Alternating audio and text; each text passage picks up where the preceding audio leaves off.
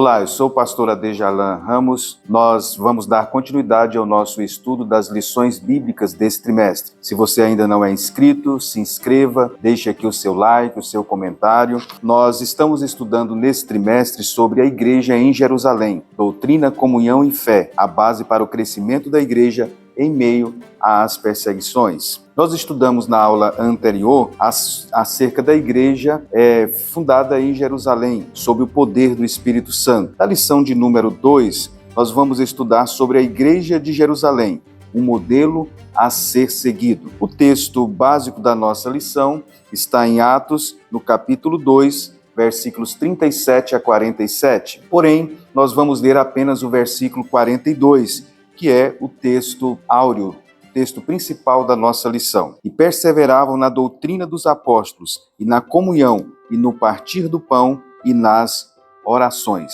Atos 2, 42. Todos sabem que a igreja em Jerusalém foi a igreja mãe, podemos dizer assim. A igreja em Jerusalém, ela se tornou um modelo para as demais igrejas, as demais comunidades cristãs primitivas, em todos os aspectos. Ou seja, a igreja em Jerusalém, ela se tornou um modelo na observância da doutrina bíblica, das ordenanças de Jesus, também na esfera do culto cristão, do relacionamento. A igreja de Jerusalém se tornou um paradigma, um modelo para as demais igrejas. Nesta lição de hoje, nós vamos estudar então alguns aspectos que caracterizava a igreja primitiva, a igreja em seus primórdios. Como é que viviam os primeiros cristãos? Como é que eles se relacionavam? Como é que eles observavam os princípios cristãos? Como eles se relacionavam? É o que nós vamos observar. Primeiramente, o texto da nossa lição, no comentário da nossa lição, na primeira parte, uma igreja com sólidos alicerces. O comentarista da lição, ele aborda que a igreja primitiva era uma igreja com fundamento doutrinário. Todos sabem que a solidez de um edifício está relacionado ao seu alicerce, ao seu fundamento. Para você avaliar a solidez de uma construção, você tem que verificar o seu fundamento. A igreja teve fundamentos sólidos, é o que nós observamos então nesse texto. Uma igreja com base, com alicerces bem sólidos. O texto diz que ela perseverava na doutrina dos apóstolos, é o que o texto diz. Nós vamos então observar aqui alguns aspectos da vida em comunidade da igreja primitiva. A gente vê claramente aqui no texto que eles viviam uma vida em comunidade. Lucas está enfatizando exatamente isso. A igreja primitiva, depois da descida do Espírito Santo, e sob o efeito dessa descida do Espírito Santo, a igreja primitiva então teve uma vida de comunhão, de koinonia. E nós observamos então aqui, primeiramente no versículo 42, nós vamos destacar o versículo 42 inicialmente, o texto diz que eles perseveravam na doutrina dos apóstolos, na comunhão, no partir do pão e nas orações. Provavelmente esse texto aqui, de Atos 2 e 42, ele está indicando um padrão inicial de adoração da igreja primitiva. Como é que os cristãos adoravam de forma corporativa naquele momento inicial da igreja? Parece que esse extrato que Lucas faz aqui em Atos 42, ele revela então um padrão inicial, embora possivelmente não fosse uma sequência fixa. Mas nós observamos que as reuniões da igreja primitiva, elas tinham então estes elementos que nós observamos aqui. Havia comunhão, havia doutrina dos apóstolos, havia o partir do pão e havia orações. É interessante nós observarmos que esta ordem que aparece aqui, ou estes elementos que aparecem aqui, eles aparecem nos escritos de Justino o Mártir. Justino de Roma, ele foi um dos pais do período pós-apostólico. Ele escreveu algumas obras como Apologias e Diálogo com Trifão, e aqui nesta obra, por volta do século II, meados do século II, Justino ele fala como era um culto cristão naquele período. E ele diz, sintetizando, que eles se reuniam no mesmo lugar, e os escritos dos apóstolos profetas eram lidos. Em terceiro lugar, ele diz que a pessoa que presidia ensinava e exortava a todos a imitar essas coisas.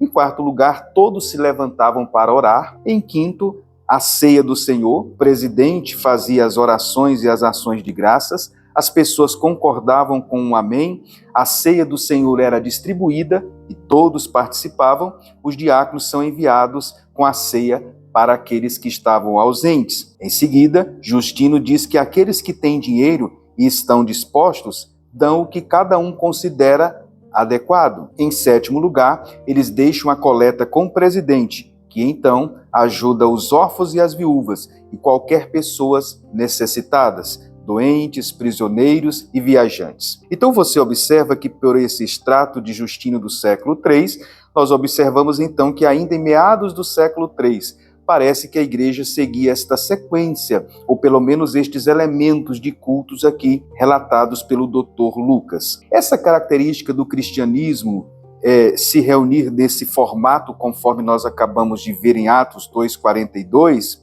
ele era distinto, por exemplo, do paganismo. Os pagãos eles se reuniam para adorar nos templos pagãos, ou em particular, mas eles não tinham um momento para o culto corporativo. O modelo cristão de culto aqui, em Atos 2:42, provavelmente se originou da sinagoga.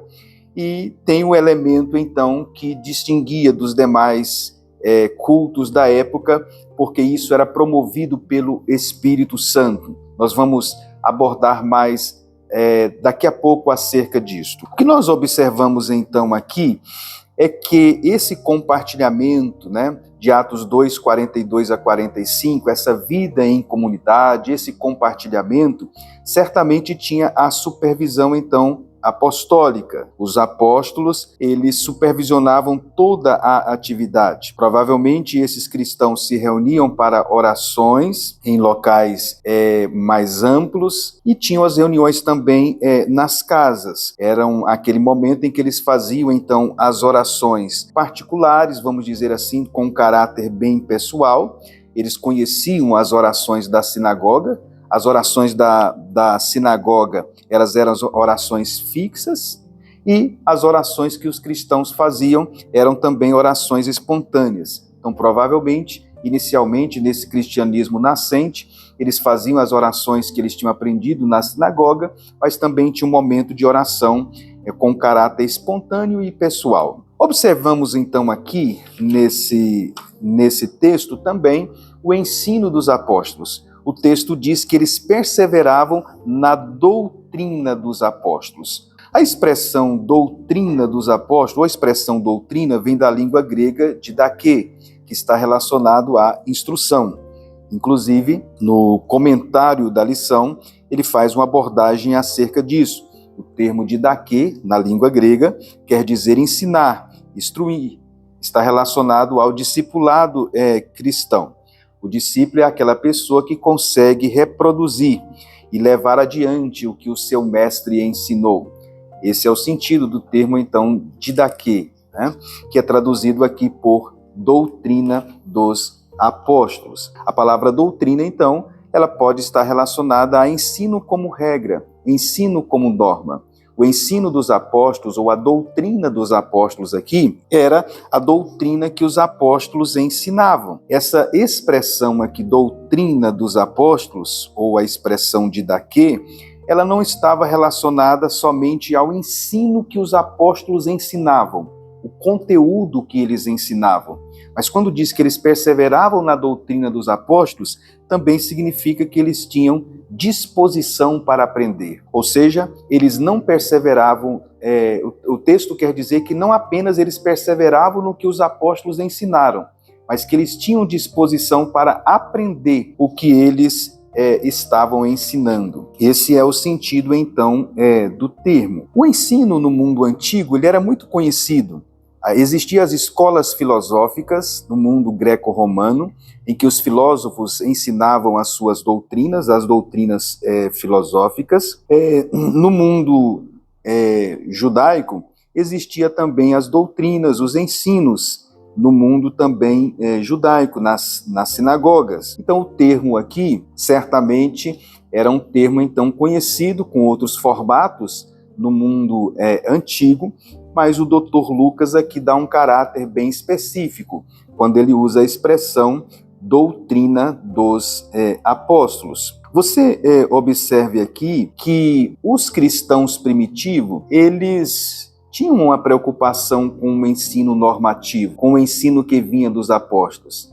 É interessante nós observarmos aqui que a primeira coisa que o Dr. Lucas fala sobre a igreja primitiva é a perseverança deles no ensino apostólico. Esse é um elemento fundamental. Eu gostaria de destacar aqui, nos dias fazendo uma aplicação, inclusive no nosso livro, O Meu Coração Ferve com Palavras Boas, nós temos um artigo falando sobre o desafio de ensinar doutrinas bíblicas nos dias atuais. É um desafio enorme. Existem vários tipos de doutrina. Existem doutrinas filosóficas, doutrinas políticas, doutrinas sociais, mas a doutrina bíblica é um desafio ensinar nos dias atuais. No artigo, no livro que nós publicamos, inclusive no Jornal Mensageiro da Paz, nós abordamos alguns desafios na questão do ensino das doutrinas bíblicas nos dias atuais. Há muitas pessoas que acham que a doutrina não é algo relevante, não é algo importante. Alguns chegam a dizer que o importante é o amor e colocam o amor como um oposto da doutrina, quando na realidade o amor é uma expressão da doutrina. Então, a igreja primitiva, eles perseveravam na doutrina dos apóstolos. Eles eram, portanto, edificados através do ensino bíblico, eles eram abençoados através daquele conteúdo, eles davam continuidade e reproduziam aquele conteúdo. Esse foi um elemento fundamental para a igreja primitiva. Nos dias atuais, esse também é um grande desafio para a igreja de hoje, a perseverança na doutrina bíblica, a perseverança na doutrina dos apóstolos. Mas o texto diz, prosseguindo em Atos 2 e o versículo de número 42, que eles perseveravam não só na doutrina dos apóstolos, mas eles perseveravam também na comunhão. Olha bem essa expressão comunhão. A expressão comunhão aqui é a expressão na língua grega koinonia. E aqui nós recorremos ao Dicionário Internacional de Teologia em relação à palavra koinonia na língua grega. A palavra koinonia, ela significa associação, comunhão, participação. Nós temos uma variante no grego que é koinos, e quer dizer comum, comunitário. O termo, então, está relacionado a ter algo em comum, a participar de, a ser solidário, pronto a repartir, liberal. Nós temos vários termos que são congêneres. Nós temos o termo koinonia, koinos, koinonikos, koinônicos, são termos que estão relacionados. Então, o termo que aparece aqui é exatamente esse, perseveravam na comunhão, ou seja, koinonia. A igreja primitiva, ela primava não somente pelo ensino apostólico, a perseverança no ensino apostólico, mas ela perseverava também na koinonia. Eram os cristãos, então, primitivos, prontos a compartilhar, a ter comunhão, a ter algo em comum. Isso é um elemento fundamental. É claro que isto foi uma ação do Espírito Santo. É interessante nós observarmos que essa koinonia que aparece aqui em Atos dos Apóstolos, ela é incentivada também pelo apóstolo Paulo e os demais apóstolos em outros textos da Bíblia, né? Como na carta aos Gálatas, Timóteo, Romanos. Nós temos vários textos estimulando o amor cristão como fundamento, como base para essa koinonia cristã, para essa comunhão cristã. E aqui o texto diz que eles perseveravam também no partir do pão e também nas orações. No partir do pão, veja que o partir do pão aqui, gramaticalmente, ele está relacionado à comunhão. O partir do pão aqui era uma refeição que eles participavam de forma comunitária. A ideia aqui dessa expressão partir do pão pode estar relacionado, pode se referir a pegar o pão juntos, eles pegavam o pão juntos, né? E também o texto pode ser uma metonímia, uma figura de linguagem para indicar que eles participavam da refeição junto. Provavelmente essa expressão partir do pão incluía e aludia também à ceia do Senhor. A ceia do Senhor era uma refeição que os crentes compartilhavam juntos, em memória do que Jesus tinha feito por eles e que fez também por nós. Portanto, as refeições dos cristãos primitivos podem ter representado também, incluído também a ceia do Senhor aqui nesta expressão. Inclusive, os escritos da igreja do período inicial, dos pais da igreja, fala também sobre a festa do ágape, em que os cristãos eles chamavam de festa do ágape, ou festa do amor, em que eles, juntamente no dia da ceia, no momento da ceia, eles tinham aquele momento, então, de confraternização. A questão das refeições em comuns, ela acontecia no mundo antigo. Nas sinagogas, no contexto judaico, por exemplo, acontecia não apenas as assembleias religiosas, mas a sinagoga no século I, ela era também um centro comunitário.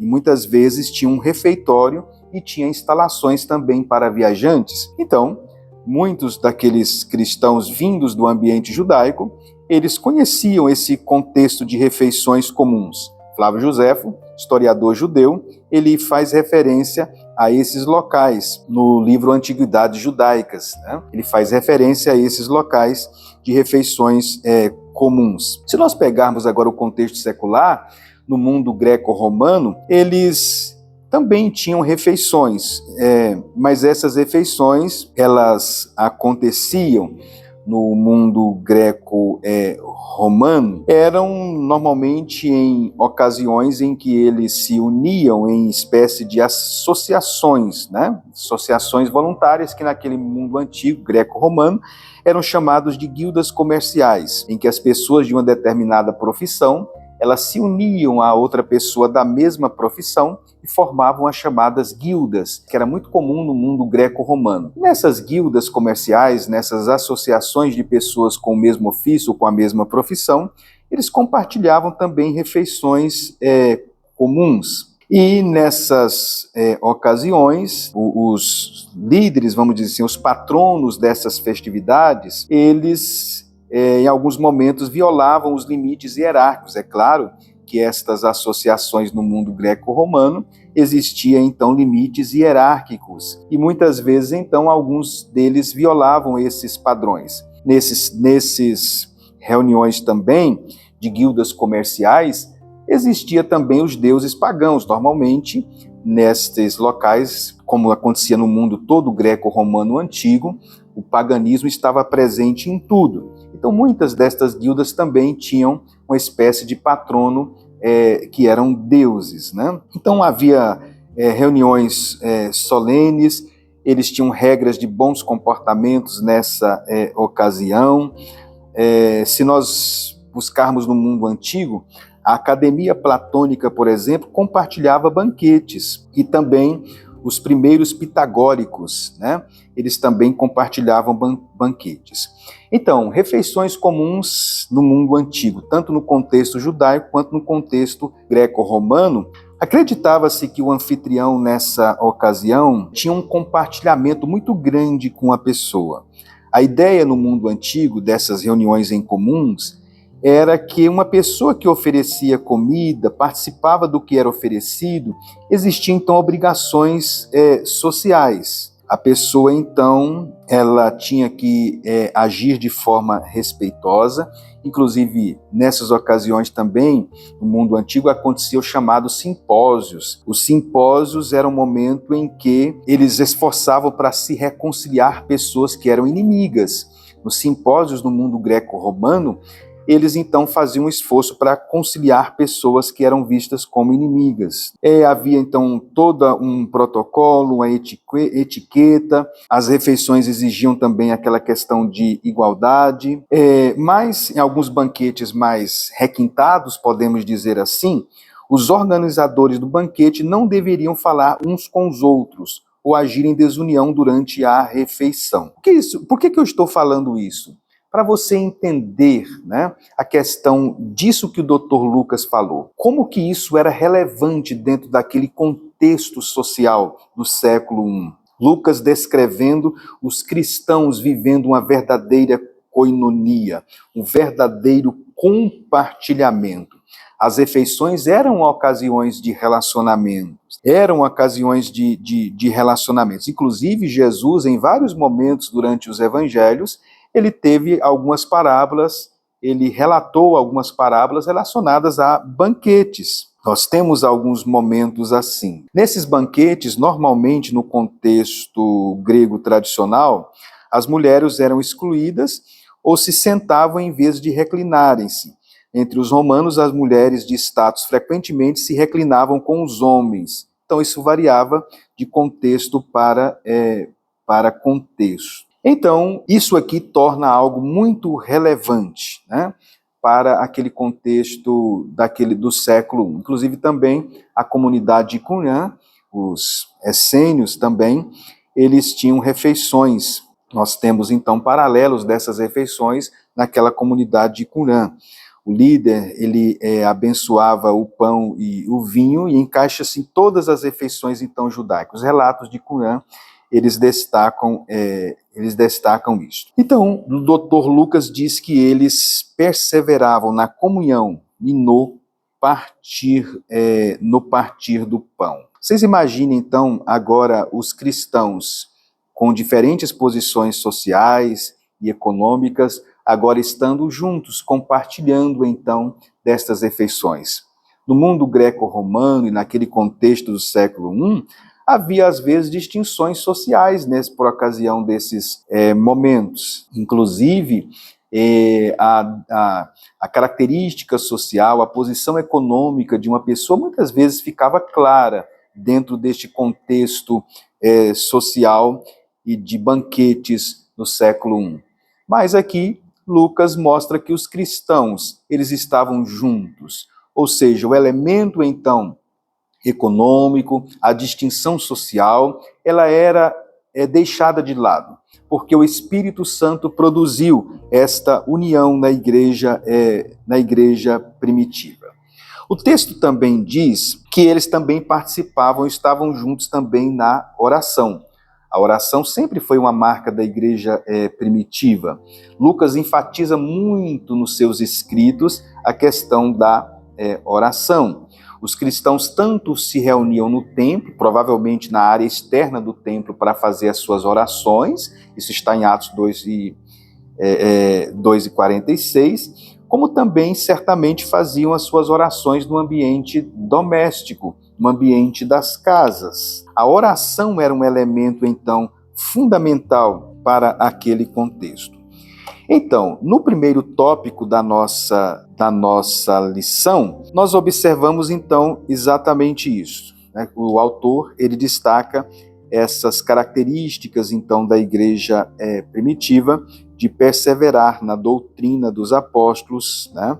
Na comunhão e no partir do pão. Isso é destacado no primeiro tópico do nosso comentário.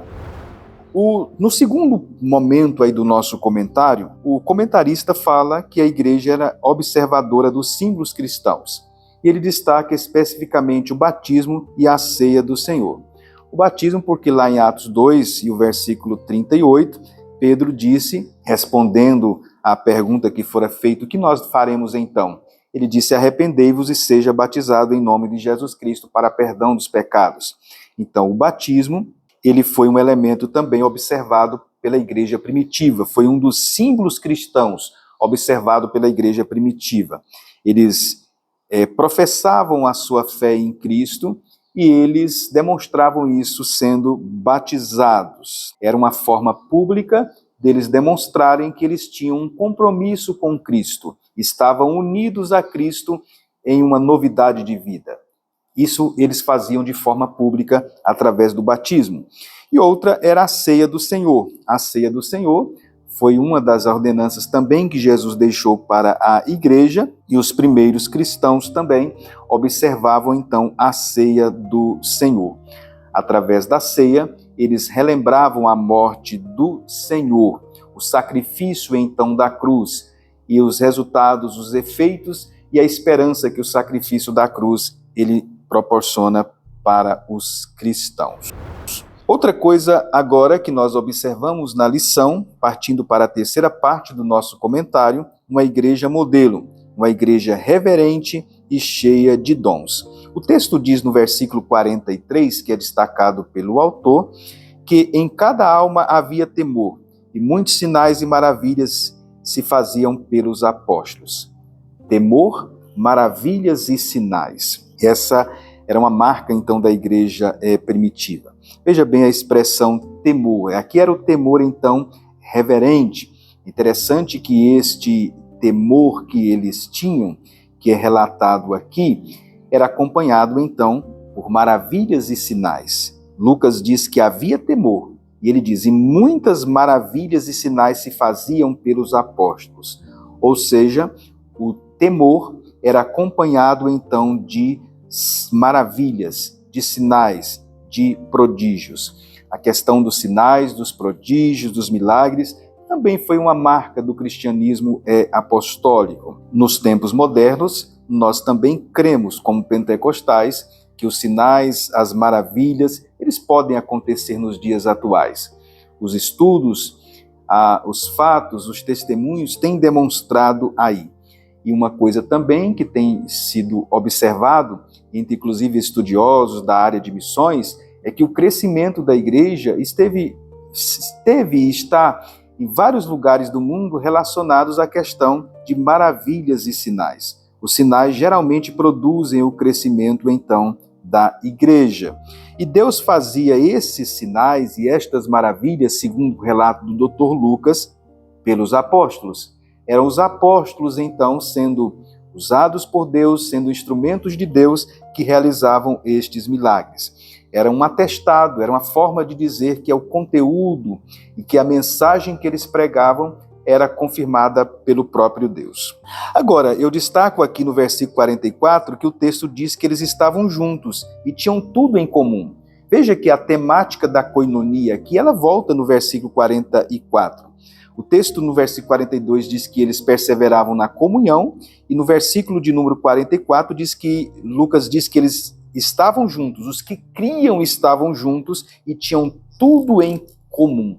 Você observe, então, que a temática da coinonia aqui, ela é bem destacada pelo Dr. Lucas. O compartilhamento, então, de bens. Essa é uma parte central aqui. Estavam juntos, tinham tudo em comum, eles compartilhavam as suas propriedades e fazendas. Aqui a gente faz um alerta, ou pelo menos destacamos aqui um elemento que a gente deve considerar, né? É que algumas hermenêuticas pós-modernas, né, de métodos de interpretação da Bíblia, chamado histórico-crítico, eles veem aqui uma espécie de comunismo primitivo.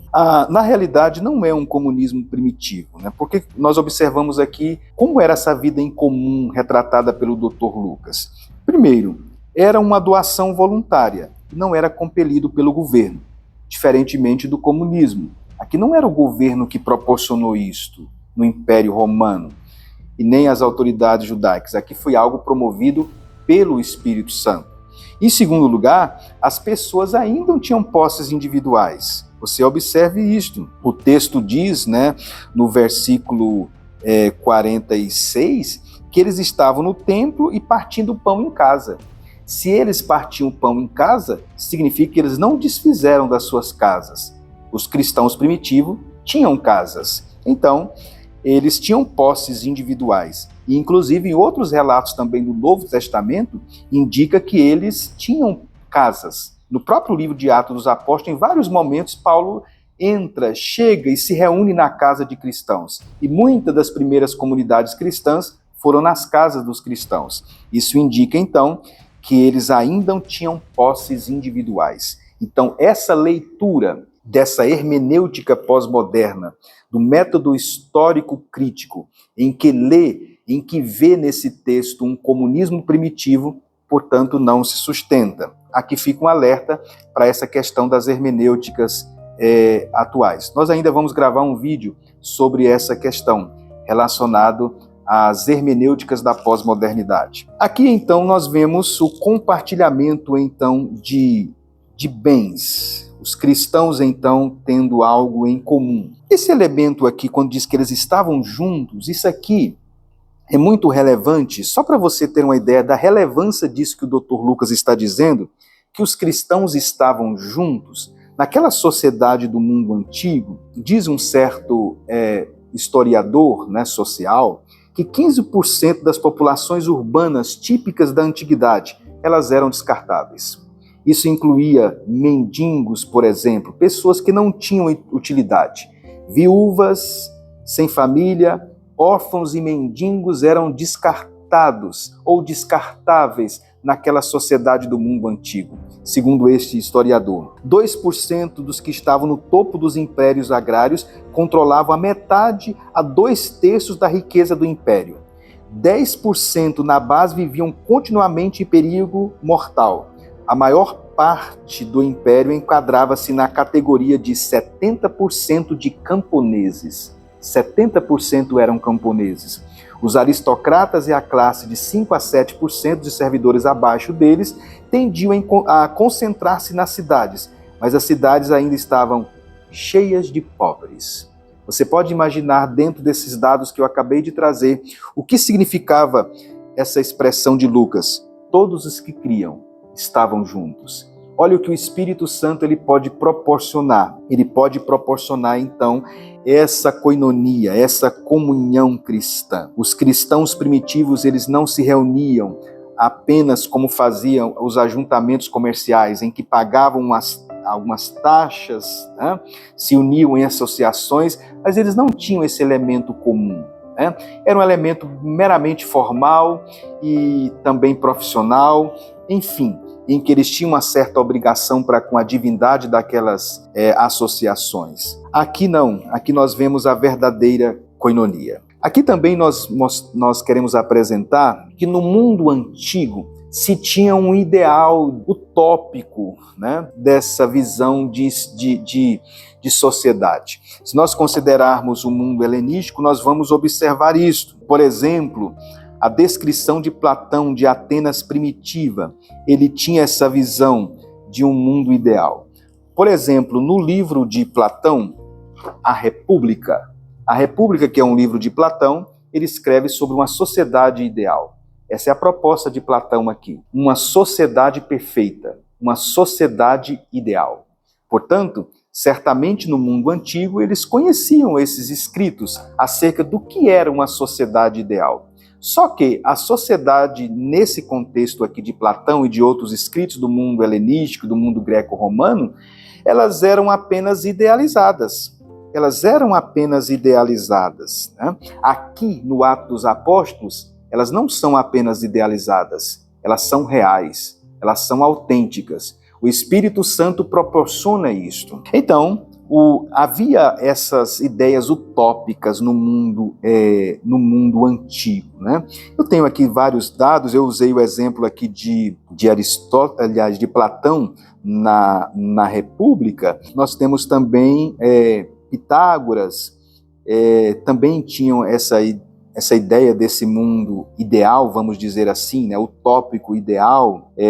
Eles compartilhavam coisas entre si, a história tem demonstrado isso, mas mesmo assim era longe daquilo que foi proposto e apresentado aqui por Lucas.